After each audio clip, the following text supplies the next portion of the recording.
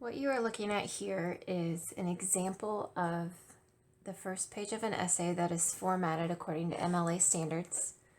Let's start at the top right, and that is called the header. The header will be on every page, and it's going to be the student's last name, so your last name and the page number. And when you watch the video that is part of the chapter you were supposed to read, it will show you how to insert that header and page number using the tools in Microsoft Word. Over the top left is the heading.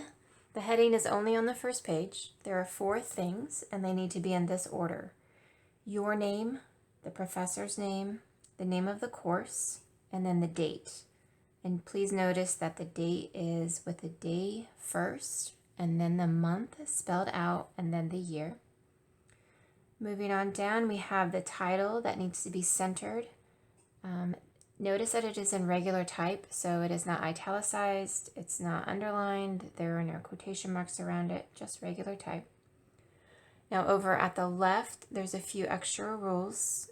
The font needs to be changed to Times New Roman 12-point size.